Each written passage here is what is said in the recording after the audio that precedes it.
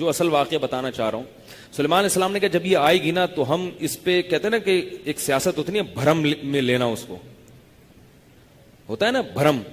تو حضرت سلیمان علیہ السلام نے کیا کیا کہ اس پر ہمارے بھرم بہت اچھے پڑے, اس کا تخت اٹھا کے لے آؤ, کیونکہ اتنا بڑا تخت وہاں سے ہو کے یہاں آ نہیں سکتا اسباب کی دنیا میں. وہ جب اپنا تخت یہاں دیکھے گی تو وہ نبوت پہ اور یقین کر لے گی کہ یہ سلیمان کا کام نہیں ہے بلکہ یہ کس کا کام ہے, اللہ کا. تو اللہ کی مدد ان کے ساتھ ہے. تو اب دیکھو جو میں اصل بتانا چاہ رہا ہوں واقعہ. حضرت سلیمان نے کہا کہ ایکم یاتینی بعرشھا قبل ان یاتونی مسلمین. اس کے یہاں پہنچنے سے پہلے کون اس کا تخت اٹھا کے لائے گا؟ جن کھڑا ہوا, جن نے بولا آپ یہاں پہنچنے کی بات کرتے ہیں, مجلس برخاست ہونے سے پہلے یہاں حاضر ہوگا.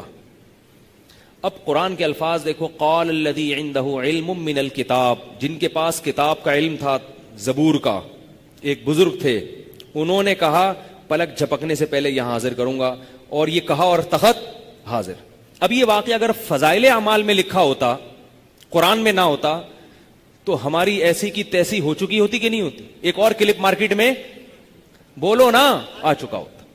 ایک اور نوجوان کوئی مفتی بیٹھتا پگڑی چھڑی باندھ کے, اس کو بڑا خوش ہوتا ہے, ایک فضائل اعمال اور فضائل صدقات کے خلاف ایک ایٹم بم مل گیا. شیخ الحدیث نے لکھا کہ وہاں سے ایک بزرگ تخت اٹھا کے یہاں لے آئے. پھر قرآن کی آیتیں کہ یہ تو مردہ ہیں, یہ تو انسان ہیں, ان کو تو یہ نہیں پتا کہ زندگی کب ہوگی, یہ شرک پھیلا رہی ہے. فضائل اعمال اور تبلیغی جماعت پوری دنیا میں کس کی دعوت لے کے گھوم رہی ہے؟ شرک کی دعوت لے کے گھوم رہی ہے. سب ایسے ہی شیخ الحدیث نے لکھا. پھر وہ جو ہمارے حضرت ہیں پیر و مرشد توصیف الرحمان صاحب, وہ تو خوشی سے ان کی تو نیند ہی اڑ جاتی رات. کہتے یار صبح اٹھتے ہی سب سے پہلے کیا کرنا ہے؟ کلپ تیار کرو. ایک دم کیمرہ آتا اور پھر توحید پر الحمد سے لے کے والناس تک قرآن میں توحید پر جتنی آیتیں ان کی تلاوت ہوتی. اور اس توحید کا مقصد ہندو کو مسلمان کرنا نہیں بلکہ مسلمانوں کو دائرہ اسلام سے باہر نکالنا. آج کل جو توحید بیان کی جا رہی ہے اس کا مطلب یہ نہیں کہ ہندو کی طرف مسلمان ہو جائیں توحید سن کے, بلکہ جو پہلے سے مسلمان ہیں ان کو دائرہ اسلام سے باہر نکالنا. یہ ہے ہی نہیں. تو پھر لوگ ہمیں فون کرتے, ہم کہتے یار پہلے کم قصے ہیں جو ایک نئی ٹینشن میں ڈال. تو یہ وہ لوگ ہیں بیچارے جن کے پاس علم نہیں ہے. آئی بات سامنے, علم نہیں ہے, فارغ ترین لوگ ہیں. فضائل اعمال پہ زیادہ زیادہ جو کرامتیں ہیں نا اس پہ یہ اعتراض کیا جا سکتا ہے کہ بھئی ان کی سند مستند نہیں ہے. آئی بس جو زیادہ زیادہ اعتراض ہو سکتا ہے کہ حضرت شیخ الحدیث نے جو کرامتوں کے اتنے واقعات لکھے ہیں اس کی کوئی سند نہیں ہے.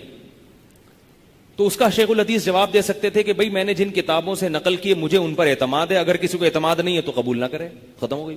بھئی ایک واقعہ مجھے لگ رہا ہوتا ہے کہ صحیح ہے, آپ کو لگ رہا ہوتا ہے کہ صحیح نہیں ہے, تو بس اس سے زیادہ اس کی حقیقت, جو فضائل صدقات پہ اعتراض کیے جاتے ہیں ان کی حقیقت اس سے زیادہ نہیں ہے کہ وہ سب کرامتوں کے واقعے ہیں. کرامت میں نسبت بزرگ کی طرف ہوتی ہے مجازن, حقیقت میں کون ہوتا ہے کرنے والا؟ اللہ ہوتا ہے. اب آپ کہیں کہ پھر ان بزرگ کی طرف نسبت کی کیوں؟ یوں ہی کہتے تھے اللہ نے یہ کیا, اللہ نے یہ کیا, اللہ نے یہ کیا. جیسے ایک فضائل اعمال میں واقع ایک بزرگ نے مردے کو زندہ کر دیا, تو بھئی یوں کہو نا کہ ان بزرگ کے ذریعے اللہ نے مردے کو زندہ کر دیا. تو فضائل اعمال میں ان بزرگ کی نسبت کی طرف نسبت اس لیے ہے کہ یہ نسبت مجازی کہلاتی ہے, اور یہ نسبتیں قرآن میں بھی ہیں. حضرت عیسیٰ کے بارے میں قرآن میں آتا ہے کہ حضرت عیسیٰ نے کہا احیی الموتى, میں مردوں کو زندہ کروں گا. حالانکہ حضرت عیسیٰ مردوں کو زندہ نہیں کر سکتے تھے. ہمارا یہ عقیدہ ہے. کون کرتا تھا زندہ؟ اب قرآن میں آ گیا کہ حضرت عیسیٰ انسان ہو کے مردے کو زندہ کر رہے ہیں, اس کے خلاف ان کا کوئی کلپ نہیں. فضائل صدقات میں آ گیا کہ فلاں شخص کے ہاتھ پہ مردہ زندہ ہوا, ان کے خلاف سینکڑوں کلپ ملیں گے آپ کو. فرق صرف اتنا ہے کہ قرآن میں آنے سے ہمیں یہ پتا چلتا ہے کہ یہ واقعہ یقینی ہے, حضرت عیسیٰ نے مردے کو واقعی زندہ کیا. فضائل اعمال یا فضائل صدقات میں آنے سے یقینی نہیں کہہ سکتے, ہو سکتا ہے غلط واقعہ ہو. حضرت شیخ الحدیث کو غلطی ہوئی ہو, جس نے یہ واقعہ نقل کیا ہو اس نے جھوٹ بولا ہو, حضرت شیخ الحدیث نے سچ سمجھ کے کتاب میں لکھ دیا. اور یہ بھی ہو سکتا ہے کہ نہیں, اس نے جھوٹ نہ بولا, وہ سچا واقعہ. اس سے زیادہ اس پہ کلپ نہیں بن سکتا. نہیں آ رہی میرا خیال بات. اور اس قسم کے واقعات علامہ ابن تیمیہ, ابن قیم اور بڑے بڑے بزرگوں نے ماضی میں لکھے ہیں. ان کے خلاف کوئی کلپ بولو بھائی نہیں بنتا, کوئی کلپ نہیں بنتا, کیونکہ وہ واقعات عربی میں ہیں اور ان کے خلاف رد بھی عربی میں ہوگا, اور عرب پکڑ لیں گے فوراً, بولیں گے ہمارے باباؤں کو تم نے کب سے برا بھلا کہنا شروع کر دیا بھائی. تو یہ تماشا ہو رہا ہے, اس لیے ان چکروں میں نہ پڑیں. تو میں یہ کہہ رہا تھا کہ سلیمان علیہ السلام کے جو بزرگ تھے انہوں نے کیا کہا. اچھا, بعض لوگ یہ بھی اعتراض کرتے ہیں کہ وہ فلانے نے مردے کو زندہ کر دیا, حضرت عمر سے تو مردہ زندہ نہیں ہوا کبھی, فضائل صدقات میں فلاں بزرگ کے بارے میں لکھا ہے انہوں نے یہ کر دیا, صحابہ سے تو یہ ہوا ہی نہیں, اس کا مطلب آپ کے بزرگ صحابہ سے بھی افضل تھے. تو یاد رکھو, کسی سے کرامت کا صدور ہونا اس کی علامت نہیں ہے کہ یہ اپنے فلاں سے افضل ہو گیا. افضلیت کا معیار اعمال پر ہے, کرامتوں پر نہیں ہے. اب دیکھو, سلیمان علیہ السلام خود نہیں لا سکے وہاں سے تخت, حالانکہ وہ نبی ہیں, پبلک سے کہہ رہے ہیں, ٹھیک ہے نا بھائی, یار کوئی ہے ذرا کوئی تو لا کے دکھائے یار. پبلک کہہ سکتی تھی حضرت آپ پیغمبر ہیں, آپ کے تخت ہواؤں میں اڑ رہے ہیں, آپ جنات سے گپ شپ لگا رہے ہیں, آپ پرندوں کی بولیاں سمجھ رہے ہیں, تو وہ کہیں گے بھائی جتنا اللہ کر رہا ہے وہ کر رہا ہے, باقی مجھے اللہ نے یہ نہیں کہا کہ میں یہ بھی کر دوں گا. ہو سکتا ہے تم میں سے کسی کو اللہ نے الہام کیا ہو کہ وہ اللہ اس کے ساتھ یہ کرامت کر دے گا. تو اس لیے جن نے کہا, کیونکہ جن اسباب کی دنیا میں یہ کام کرتا اس کو جانا پڑتا ہوا میں, پھر لاتا تو کچھ نہ کچھ ٹائم تو لگتا نا. لیکن جو بزرگ تھے وہ اسباب کی دنیا میں یہ کام نہیں کر رہے تھے, ان کو اللہ کی طرف سے الہام ہوا کہ میں تمہارے ہاتھ پہ یہ کام کر دوں گا. تو اللہ کو ٹائم کی پابندیوں سے اللہ کیا ہے, آزاد ہے.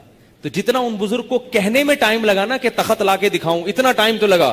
جیسے ہی جملہ مکمل ہوا, کیا میں تخت حاضر نہ کروں, آپ کی پلک جھپکنے سے پہلے کی یا پہ جب بڑی یہ پہ جب پہنچے ہیں, تخت سامنے حاضر. کیونکہ قرآن کے الفاظ کیا ہیں, قال الذی عندہ علم من الکتاب, اللہ فرماتے ہیں جس کے پاس زبور کا علم تھا, بزرگ تھے, انہوں نے کہا انا آتی کبھی, میں وہ تخت آپ کے پاس لے کر آؤں گا, قبل ان یرتد الیک طرفک, آپ کی پلک جھپکنے سے پہلے.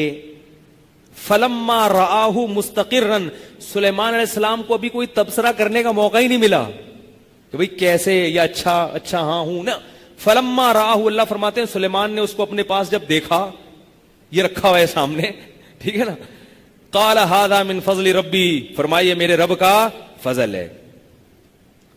اب دیکھو جو میں دعویٰ کر رہا ہوں نا, سب دعووں کی دلیل اس آیت میں موجود ہے. وہ بزرگ کہہ رہے ہیں میں لے کر آؤں گا, اور سلیمان کیا کہہ رہے ہیں, یہ اللہ کا فضل ہے. حضرت سلیمان سمجھتے تھے کہ یہ نہیں لے کر آئے, کون لایا ہے, اللہ. لیکن حضرت سلیمان نے اس کو یہ بھی نہیں کہا ان بزرگ کو کہ جب اللہ لا رہا ہے تو تم یہ کیوں کہہ رہے ہو کہ میں لے کر آؤں گا, تمہیں تو یہ کہنا چاہیے تھا کہ کون لائے گا, اللہ. بھائی اس لیے کہ وہ جو کہہ رہے ہیں میں لے کر آؤں گا, تو مطلب لائے گا اللہ, ہاتھ کس کا ہوگا, میرا استعمال ہوگا, آرڈر میرا استعمال ہوگا, زبان میری چلے گی, بھائی آ جا, کچھ بولا ہوگا انہوں نے, آ جا, وہ تخت آ گیا. تو فضائل صدقات یا فضائل اعمال میں بھی جن بزرگوں کی طرف نسبتیں, مردہ زندہ کر دیا, یہ کر دیا, وہ کشتی یہاں سے اٹھا کے وہاں لگا دی, ایسی چیزیں ہمارے اکابر کی کتابوں سے نکال کے ان پہ کفر کے فتوے لگاتے ہیں, تو وہ ساری ان سب کا تعلق کرامات کے قبیل سے ہے. اور ہمارا عقیدہ ہے, اور ان اکابر کا بھی عقیدہ تھا, وہ کرامتیں کرنے والا کون ہے, اللہ. نسبت کس کی طرف ہو رہی ہے ان بزرگ کی, وہ مجازی نسبت ہے, مجازی, حقیقی نہیں ہے. حقیقت میں ہمارا یہ عقیدہ نہیں ہے کہ یہ ان بزرگوں نے کیا, کر نہیں سکتے. انبیاء معجزہ نہیں کر سکتے تو بزرگ کرامتیں کہاں سے کر سکتے ہیں. نبی چاند کے ٹکڑے نہیں کر سکتے, اللہ نے کیے ہیں. تو جب نبی نہیں کر سکتے تو حضرت عیسیٰ مردے کو زندہ نہیں کر سکتے, تو بزرگ کہاں سے کر سکتے ہیں. آئی بات سمجھ میں. تو میں یہ کہہ رہا تھا کہ ابھی جو میں نے تبارک الذی والی آیت پڑھی ہے, وہو علی کل شیء قدیر, اللہ کیا فرماتا ہے, میں ہر چیز پر قادر ہوں.